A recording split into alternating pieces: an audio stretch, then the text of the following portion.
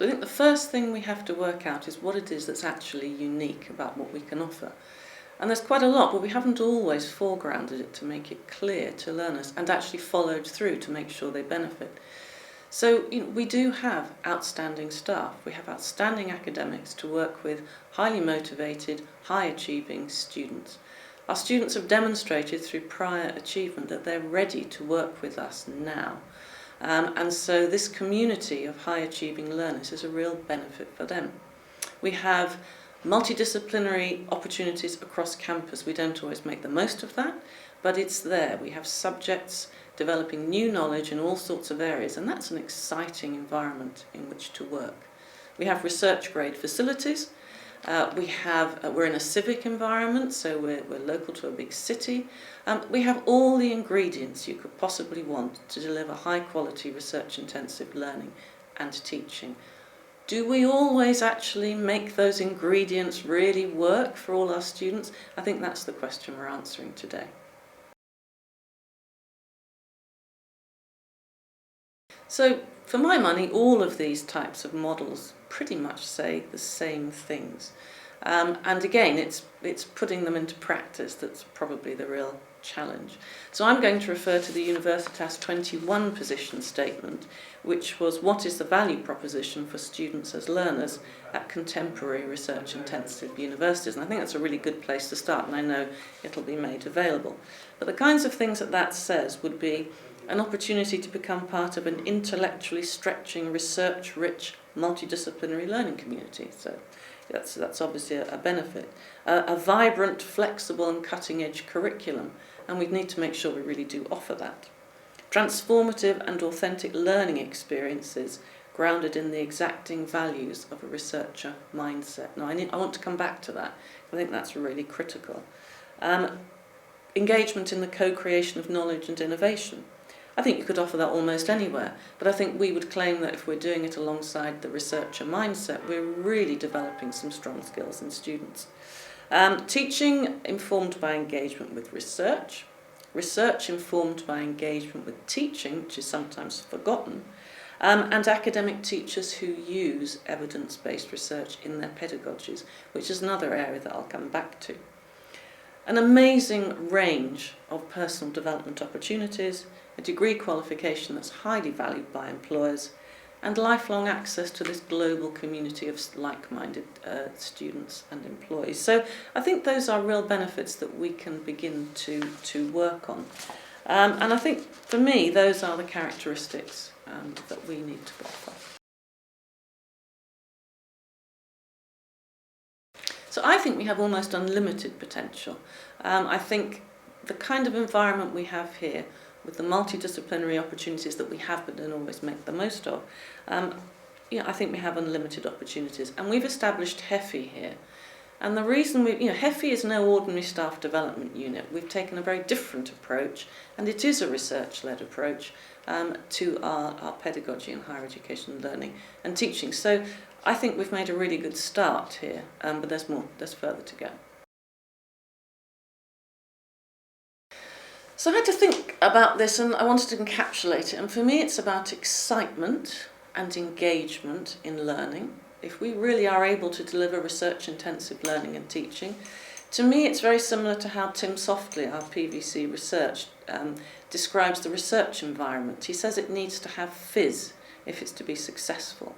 And I think that that's what I would characterise teaching and learning in a research environment as, having fizz.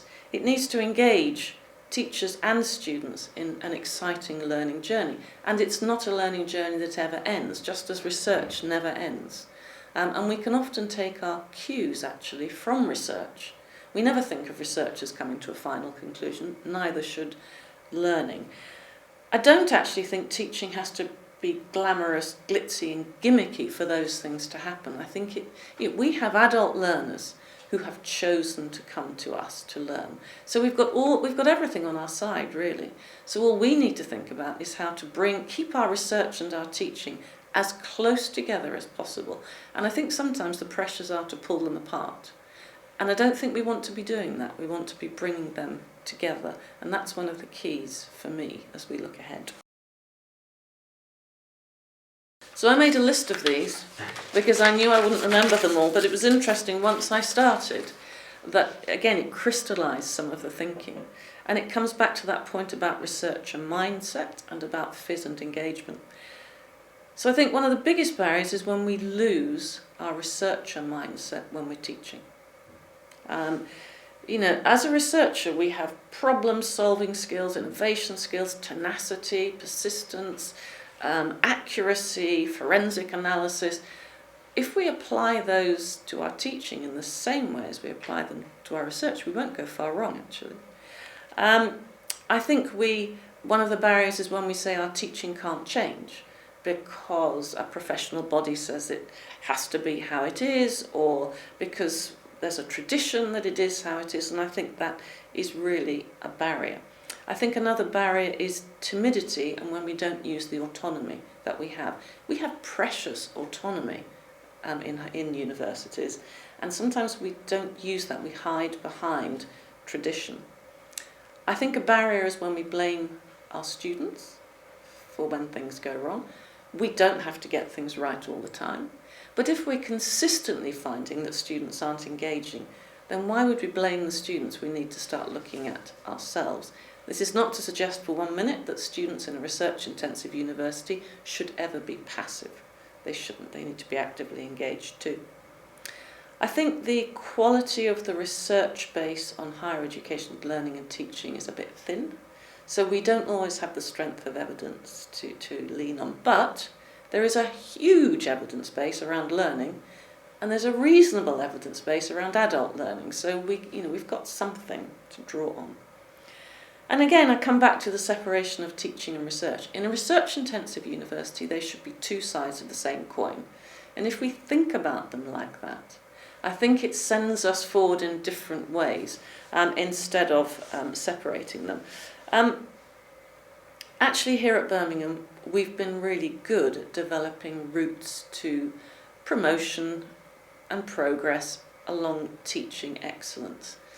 But I think we've still got further to go to make sure that in so doing, we don't reinforce what, unfortunately, particularly in UK research-intensive universities, has been a hierarchy with research at the top and teaching at the bottom. So we've still got work to do on that. And I do feel that if we come back to our roots, where research and education are two sides of the same coin, we'll have a better way forward.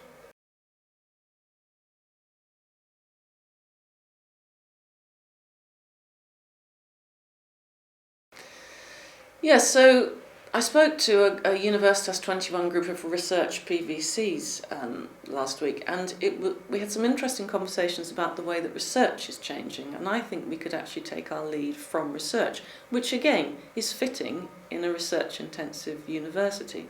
So research is changing. Research councils are demanding that disciplines come together to solve grand challenges. They're demanding new forms of collaboration that actually are quite challenging for some of our academics who've grown up in a single discipline tradition. But we are taking steps here to make this possible in our teaching. So we've got our new academic teaching year coming in. We will semesterise and modularise properly. This will offer new opportunities for academic staff to offer different types of programmes that do cut across the disciplines. Now, if we're able to do that, it seems to me that we are taking advantage of something we have that is unique, which is a really broad base of subjects. Ourselves and our other research-intensive universities in this country are really big multidisciplinary communities, and students could start to benefit from that. But perhaps more importantly, it also plays into what I understand as the characteristics of Generation Z, which is that they are really into networking, collaboration. They don't want to become academic. Most students don't want to become academics like us. So why would they need the same kind of knowledge that we have? They probably need to curate knowledge in different ways, which in turn will help them in different types of jobs. So, and I think looking ahead, the jobs will be different. So I think if we take our cue from research, we actually can't go far wrong. And we offer new opportunities for students to work across disciplines and to collaborate in different ways, always attempting to solve the challenges and issues that are actually important to that generation. And I think if we do that, we'll do really well, and we'll have something exciting to offer. Absolutely. So that's why we set up HEFI the way we did, which was a really, its whole purpose is developing research-intensive learning and teaching and finding new ways to do that. And that's what it's beginning to do.